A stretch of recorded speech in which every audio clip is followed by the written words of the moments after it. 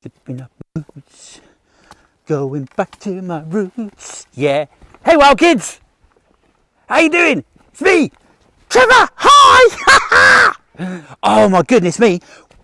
You will not believe where we are today. This is amazing. Let me get there. Hang on. Wait there. Don't go away. How are you? Are you good? Well, that's awesome. Because today you've come at a very auspicious day because I found somewhere new. We're actually going somewhere and we're actually going to be by a stream today and looking at all the different things that we can find by a stream. And we're also going to be doing a little couple of experiments because because next week in Australia it's National Science Week, which is like doing experiments and stuff. And because we're looking at plants and we're looking at animals, we're doing an ology. Yes, biology. It's a science. You can do it as a grown-up. It's brilliant. I love it. And I'm going to show you a couple of things. And you know what I always say? Plants are clever. Well, I've got some brilliant experiments that you can do in your class or at home to just demonstrate how clever plants can be and how important they are in actually holding things together. Oh, look, there's a little wren. Oh, there's a little wren down there. Just bouncing around, a little female wren. Hello, gorgeous. Just bouncing around, having a little look, looking for a little bit of food. They actually eat like mosquitoes and little midges and stuff like that. So this is the perfect area for them because of the water. There'll be mosquitoes and everything down by the water. So they'll be hiding, putting their eggs and resting up in these leaves. So these little birds are like looking underneath the leaves and they're flying around, flitter, flutter, trying to find a little snack, and they're super busy.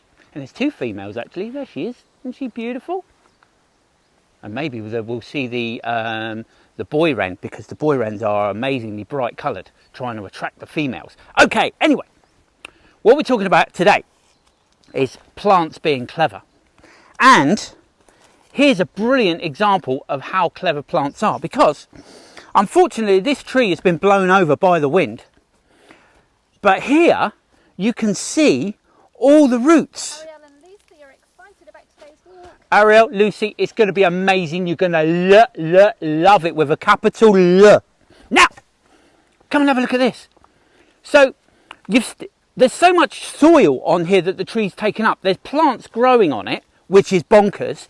But all these roots here, look, you see them all? Now, these are like straws. And who likes straws? Who uses a straw at home? Do you use a straw? Because I use a straw sometimes. Straw's brilliant.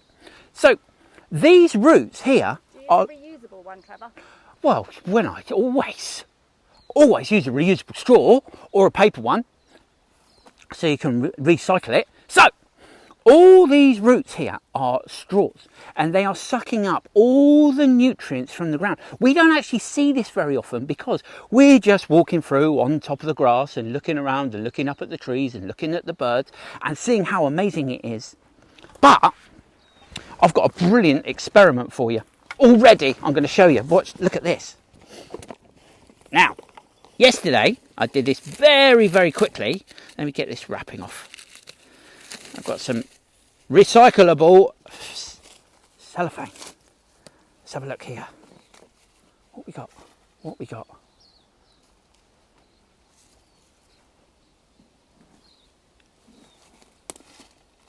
Now, I've also got these to show you. This is the experiment, and the celery is another experiment. Okay, so now, the roots, if you imagine, these are roots, like this. You hear that noise? Now, did you know that these trees all around us are actually talking to each other? Because trees help each other. And they use the roots. Hear that noise? So that could be travelling along a route, and the noise or the messages sent along these wires or the roots send signals to all the other trees. And say there's a tree who's not very well, We've got like Bartram the tree over here, and we've got Beryl the tree over here. Now Beryl's feeling a little bit hungry. Bartram, with the use of its roots, will send sugars from its own self along the roots to Beryl over here. So Beryl can have a bit, because she's feeling a little bit poorly. And you can talk like this through them as well. So if you're at home with a couple of tin cans and a little piece of string, you can do funny voices, or just talk normally. But it all sounds really strange. Help, I'm stuck in a box. Oh, tin can. Help. Now, the mad thing is, so the roots are doing this. But guess what? Here's where it goes super duper bonkers. Come over here and I'll show you. Oopsie. Yeah, I'm stuck on the leaf. Yeah, get off. Right. Now look down here, guys. Look at this down here. Look. Now see this. See these little plates here? This is fungus. Now fungus lives inside the tree all the time. And the fungus actually covers over the roots like that. And the fungus helps the tree when it needs nutrients as well. Have a look at this. You see all these white bits? These aren't the roots of a tree, these are the roots of a fungus, and they spread out all through the tree, all through the roots, and they are part of the telephone network, and all these lines all link up, all under the forest floor. We've just found this out. Scientists have just worked this out, like really, really recently. So we know now that all of these trees in here are actually friends. And they're all helping each other and being kind, because trees are amazingly kind as well as being brilliantly clever. They'll ask the fungus to go and get some extra nutrients, and the fungus will send a message out saying, this tree needs some extra bits, and comes all the way along the lines of all the roots, and then that tree gets those extra bits. It's absolutely brilliant. They've just discovered it. It's really clever. Gets you extra morning tea. Fungus can get you extra morning tea. How about that? That's like totally amazing. So, I'm going to put that because that's going to be in my treasure. So, while we're talking about the drinking up of the nutrients here, I'll get it right one day. Have a look at this celery. Now, you could do this one at home as well. So, this was just normal celery, but look, it's a different colour. It's not because it's come from Mars or the moon.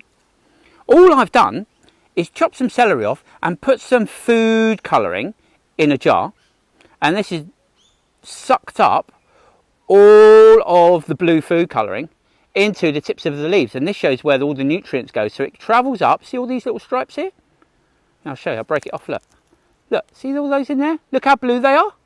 They're all filled with the water from the food and the food colouring, and they've gone all the way up, all the way to the top of the plant, to the very, very tips, where these leaves will be doing their photosynthesis thing with all the water and stuff like that. And that's what the leaves do. Look at that. Isn't that amazing? You can do that at home. And the brilliant thing about this, because it's food colouring, you can eat it. Okay. I'm going to leave those there and pick them up in a minute. Shouldn't have eaten that, should I? Enough for breakfast. Okay, let's go this way, gang.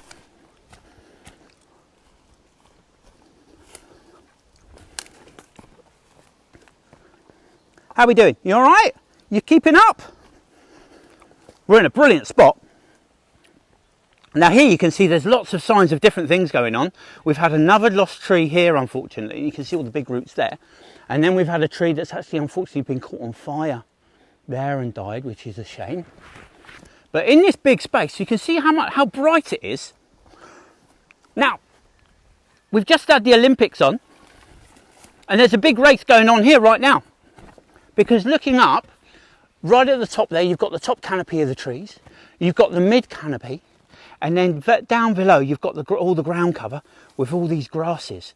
Now, the grasses are winning at the moment, but all these big trees will certainly fill up this space very, very soon, and they'll take up all the sunshine up there. And there's a really good example of it down here, because we've got some massive, giant, enormous tree ferns to have a look at. Come on. Oh, look, down here, guys, look. Oh, we've got a feather. Look at that one. Who knows what bird that's from? Who can tell me what bird that's from? Let me know. See what you think. I'm going to put it in my pocket. I'm going to keep that for my collection. Okay, now look up. Look up here. We're in a darker bit of the forest now, but this is because of these great big tree ferns, who are the big, big daddies of these ferns down here. So you've got great big ones up there, and they fan out like a beautiful circle, and they're absolutely beautiful, aren't they glorious? Ariel and Lucy say cockatoo. Shut the front doors and close the windows, Ariel and Lucy. It is a cockatoo feather. Well done. Brilliant.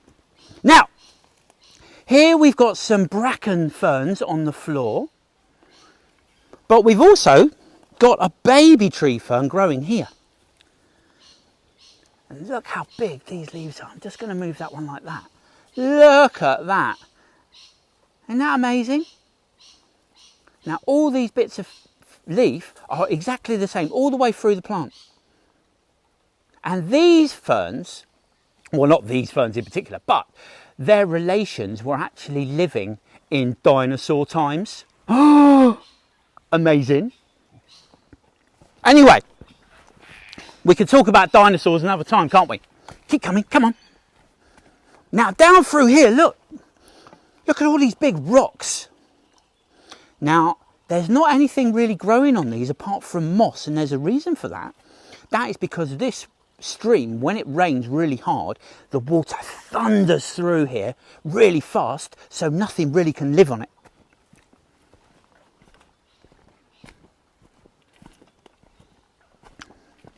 And we've got some more fallen down trees over here. I'm trying not to walk backwards over them because I will fall over, and that is not funny. And you've got natural bridges as well. Now, this is the brilliant thing about when we see a tree fall over, it's sad because it died, but now all the animals that were on this side can actually walk along this tree to get across. So not the possums, because the possums will go from tree to tree, but when the big trees have fallen down, they can still get across and meet their friends on this side of the stream. So they can jump across the stones, or they can walk along these logs like this. Now, I'm not going to do it because, again, I will fall over, because this is mossy and slippy. And when I say, when you're in like doing rock pools or logs and stuff like that, if it's green, it's mean and slippy. So you've got to be careful. Now, remember, we don't go by water on our own, do we, as little people? We always go with a grown-up. So this, because I'm with a grown-up today with Rachel, I'm allowed to come down here.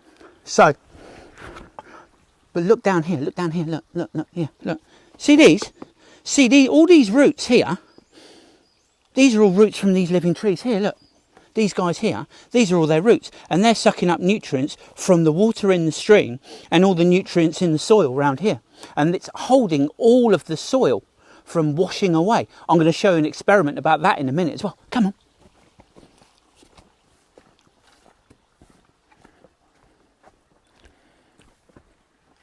Now look at this tree here. Now we've got a whole wall of stone, bits and pieces, and the tree is still holding up. That's because the roots in the tree, because the trees are so clever, they know that the roots can actually hold the tree in the soil, and its roots will be going away from this hole to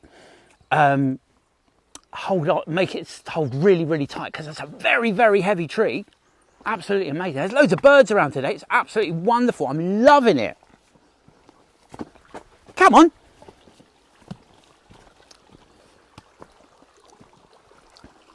Now look here, see the water's running through?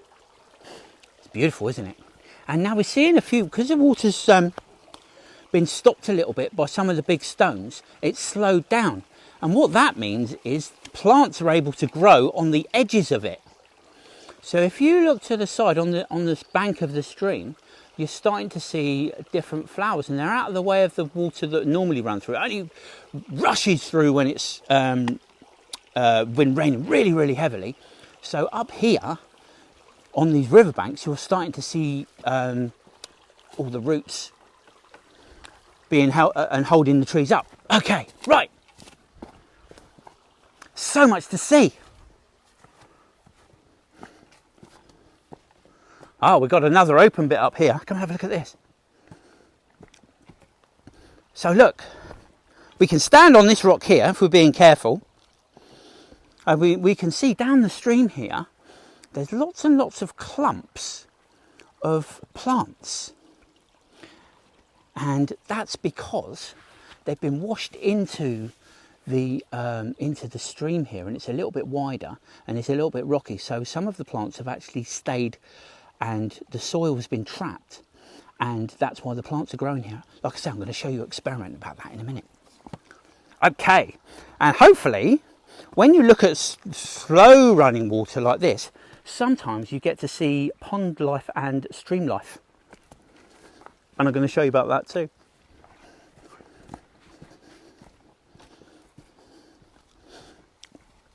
Now here's something strange. Have a look over here. See these plants here? These are from someone's garden. Let's go a bit careful here. Oh, hello Mr. B, are you alright? Oh, you're having a drink. Have a look down here, guys. I was just going to rescue this honeybee. He's having a drink. Is he having a drink or is he stuck? Let's get you out. Oh, you're stuck. Come on. Let's get you out. Now, I don't want to get stung because he's being a bit vulnerable. Let's get you on there. There. Now, when we get all the bees out, I'm going to show you a really, really cool way of how you can look after bees in your garden. You can see this little guy. He's just having a little drink. He's got a little bit wet on his wings, so he needs to dry out before he's going to be able to fly again. So we'll just leave him be on that little leaf there so we can have a little bit of a dry out. Now, look at these big leaves here. They aren't natives, these guys. Now the seeds of these have come from somebody else's garden and they've been washed down, and actually they're becoming more established. So all plants find a way, even though they're not local, they can still grow here. But we try and grow natives in our gardens because that supports all the native wildlife. Okay, now one of the things that's kind of like natural pollution in a weird way, but also pollution here is a real shame. Look at here, look at this. Oh, that's rubbish, isn't it? Quite literally, it's rubbish, and I don't like that.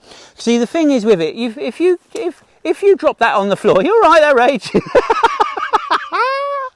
Go down. Now, if you drop this on the floor, right, and you go, oh, I can't bother to pick it up, guess what happens? It gets washed down the drains, doesn't it? And you go, oh, okay, it got washed down the drain, can't see it anymore. That's fine. Guess where it ends up? It ends up in beautiful places like this. It's not supposed to be here because that could travel into the sea. It will travel into the sea eventually. Or it gets all... Hello to mine champs. Hi guys. How are you? Are you good? Well, that's fantastic. Great to see you come along. So I'm going to pick up these bits of rubbish here because people have been like leaving bits of rubbish, and that's a bit broken up, and that's another sweetie wrapper. We don't like that. And some down here as well. I'm going to pick this up as well. Because even though I didn't drop it, I'm going to make a difference. I'm going to pick it up. Because you can do that anywhere you go. If you're on a beach, if you're in the woods and you see a little bit of rubbish, pick it up, put it in your bag, put it in the bin, and then when you get home, you can put it in the bin. And, you know, you tell the grown-ups how to do this, son, because grown-ups are rubbish at looking after stuff. Okay, come on in. Now, look here. Now... These guys shouldn't be here either. These are snowdrops. These are a springtime flower in, you get these a lot in Europe actually. Hello, Nido, early school, Golden Grove. Hey! South Australia massive, bringing it south side. Hello, hi gang, how are you doing today? Are you good? We're at a brilliant spot because there's a stream and there's nature. Oh look, in the water. Look here. There's a pond skater. See this guy? He's got such big feet, he can float. He's not even floating, he's standing on the water. Oh look, and you've got a few guys down here too. Look here, look. See him? There we go. Oh, well, they're moving fast. They're just in the sunshine there. Now, I caught a little bug earlier. I'm going to show you it in a minute. And it's super cool because pond dipping is one of my favourite things to do, like ever. It's like the best because it's really interesting to see all of the different things that are actually living in the streams, and which is great here as well because there is a bit of pollution here. This is true, but there's also life. So that means that the water quality isn't too bad. Okay, enough of the pond skaters. I'm going to show you something really, really cool. because I've been using this area here to do a bit of pond dipping. Come on. Now look, I'm going to look at this. See, this has all been cut away by humans. And it's not good. Because, oh look at these guys here. There's a huge one here. Oh, there he is. You see him? I'm going to try and catch him. Should we try and catch one? Let's try and catch one, because they're brilliant. I've got over here, I'm going to get my net and my tray. I don't need my bag right now.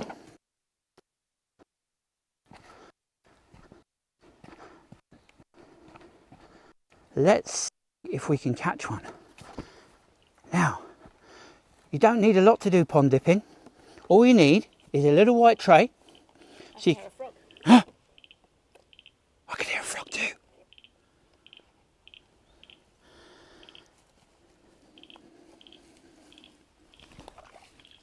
Missed it. Now, what we're trying to do, when you can hear that, I'm going to go over here with my micro. Oh, he's gone quiet because he thinks, oh, hello. Let's have a listen. No. Now Frederica the frog is going, is he gone? Is he gone? And now we've turned up again. He's going, shh, don't tell anybody. So down here, come and have a look at this. This is super simple. Oh, look, there's a dragonfly. Or damn, mayfly. Oh, beautiful. Rats, missed it. Now, okay, so what we do, it's really simple. All you need is a white tray and a fishing net. You can get these kind of anyway. This was a really cheap one, educators. Now, always do this with a grown-up because you don't want to fall in. Now, I'm going to try and see if I can get something on the edge because I don't want to fall in either, because that'll mean I'm really wet on the way home. What's that? Is that something, or is it just a little... I don't know. Oh, is it a leaf? Yeah, there's nothing in that one. Okay, let's try again. Let's see if I can get something. Because all you do is you get your net, and then you put it in the water, and then you tip it really quickly. Now look, here, look, have a look at this guy. I didn't mean to catch this guy. I just caught him. Look, it's a spider. Now, spiders naturally don't swim. There are a couple of like water spiders, but this isn't one of them. It's so small and tiny that it actually is just floating around on the surface of the water. That's pretty bonkers. And in here also, if we go over here, I will show you. Where's he gone? Under here, look at that guy. He's hiding from me because he don't want to get beaten up. This is a water boatman. They call him boatman because his long legs there are paddling along, look like oars. He's actually, when he's swimming like that, do you know he's upside down? They live their life upside down. And they are waiting for things to fall down. They're super fast. They're waiting for things to fall down onto the surface of the water, and then they swim up to them, and then they eat them, because these guys are carnivores. They actually eat him. How cool is he? But you can see his little legs at the top there.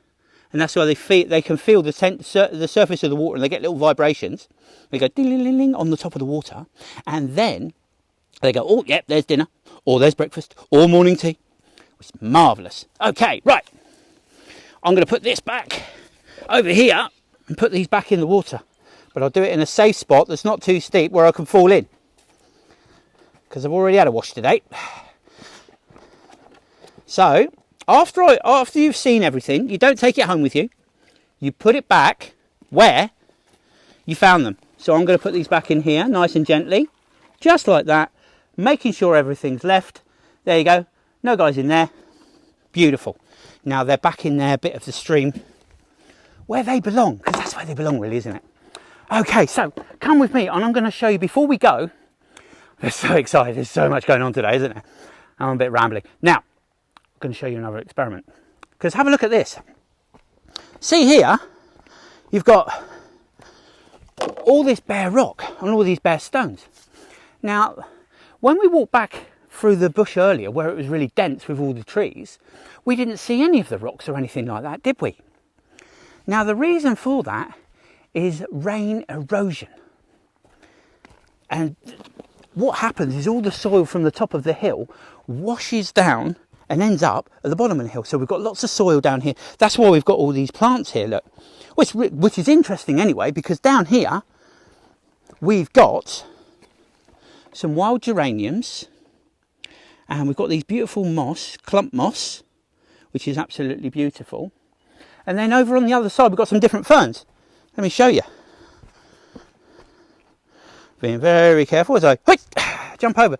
Look at these ferns. This is the shiny fan fern. Very difficult to say, but a shiny fan fern. Isn't that beautiful? I love these. I just found these the other day and they're really lovely. I didn't know what they were called. So now I do. And now you do as well. So I'm going to be minding myself, coming over all these. And you can say, oh, goodness me, more plastic. See, look, plastic doesn't compost or anything like that. This is just going to break up into tiny bits and end up in the food chain, which is not good. We don't like that. Anyway, come on, I'm going to show you this experiment. So have a look at all this soil here on this path. This is all washed down because a lot of the trees have gone. Now all these plants are clinging on and the roots here are actually holding all this soil in. Now, oh my goodness, there's another wrapper there. Come on. That's not good. So anyway, so I'm going to show you an experiment here. You can do this one at home. This is a really, really fun experiment. It's brilliant. So all you need is 3 bottles. Okay, so we are recycling.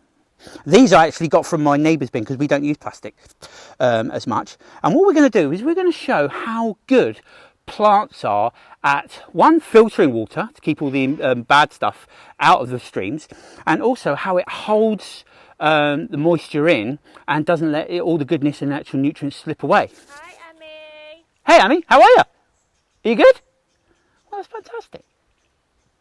Lovely to have you along. So, now look at these 3 bottles. I've got one here that's full of grass and all the roots and stuff in the grass. All right. I've got one here that's like the forest floor without any plants in it. So it's got leaves, soil, stones, things like that. And then I've got another one here, which is just soil. And what we're going to do is going to see and show you very quickly and easily how we can see how much water and all the goodness gets washed away when we have rain. So we've got 3 bottles like that with the ingredients in, and then I've got here some water, just plain old water. So if we use a jar at the bottom, the other end, what we can do, if we put it on the slope like this just to demonstrate a hill, and I'm just going to pour it in like this, and then, oh look, see, there we go. I'll just leave that like that and put that to one side. Okay, look, just that little quick pour of water, look how brown and dirty that is. And that's all the goodness has been washed away from the hill. Okay, there's one. So the next one we'll do, should we do the forest floor? Let's do the forest floor one. Okay, so that wasn't even very much water we used then, was it?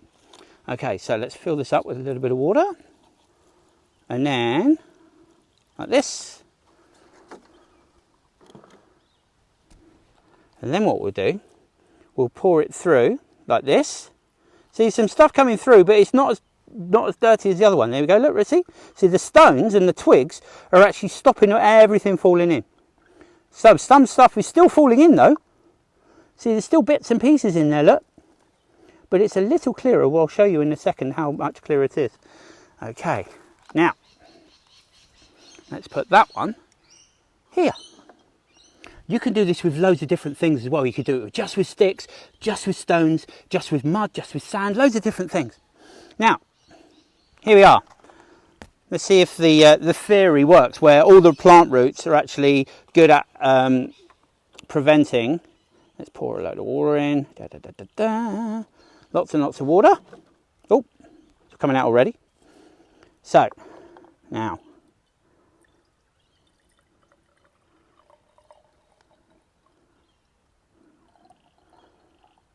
There you go. Look at that. Look at the difference that makes. Just by all the roots holding all the soil together. And you can actually see it it happens that quickly and it's that efficient that all of the sediment of the soil, all the tiny bits of soil, are all being held on by the grass roots right here. So that is actually filtering the water. So that was the water with the twigs and the stones. So that was a little bit darker and a lot messier. And then have a look at it without the with the soil and nothing, no roots or twigs holding it in.